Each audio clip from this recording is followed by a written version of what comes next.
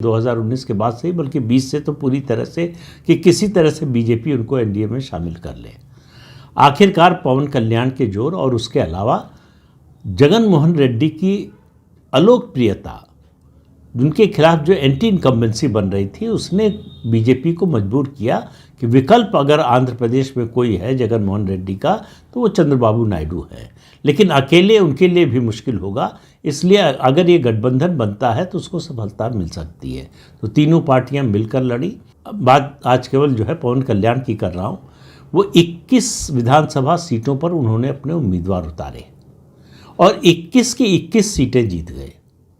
इस तरह का इतिहास मुझे कम से कम इस समय याद नहीं आ रहा कि किसी पार्टी का हो कि जितनी सीटें लड़ी हो पूरी की पूरी, अब 1-2 सीटों की बात छोड़ दीजिए, 21 सीटें लड़े और 21 के 21 जीत जाए, ये बहुत रेयर होता है। या तो हुआ नहीं, या हुआ होगा तो बहुत ही कम इसके ऐसे उदाहरण मिलेंगे। लोकसभा की भी 2 सीटें लड़े और दोनों जीत गए।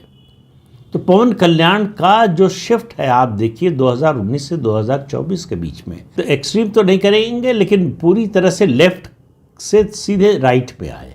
और राइट में ऐसे आए हैं कि इस समय हिंदुत्व का एक बड़ा चेहरा बनकर पूरे देश में उभरे हैं, केवल आंध्र प्रदेश तक सीमित नहीं है। और उनकी लोकप्रियता जो है उसको रिकॉग्नाइज किया है प्रधानमंत्री नरेंद्र मोदी ने भी। उनके बारे में प्रधानमंत्री, जब एनडीए की बैठक हुई प्रधानमंत्री को एनडीए का नेता चुनने के लिए, तब उन्होंने कहा था कि ये पवन नहीं, ये आंधी है।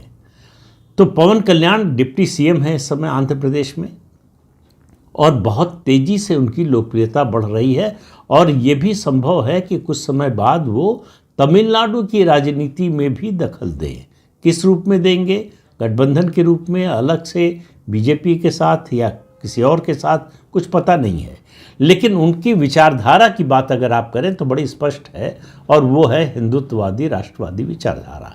उसके साथ वो चल रहे हैं। जिस तरह से तिरुपति के लड्डुओं के मामले पर उन्होंने स्टैंड लिया, उसके अलावा हिंदुत्व से संबंधित दूसरे मुद्दों पर जैसा स्टैंड ले रहे हैं, धर्मांतरण के खिलाफ जिस तरह के अभियान में वो शामिल है, उस सब को देखते हुए भारतीय जनता पार्टी के लिए दक्षिण में एक बहुत अच्छा सहयोगी मिल गया है। देखिए, चंद्रबाबू नायडू की राजनीति बदलती रही है।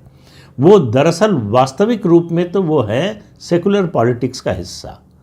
पवन कल्याण उस तरह के नहीं है।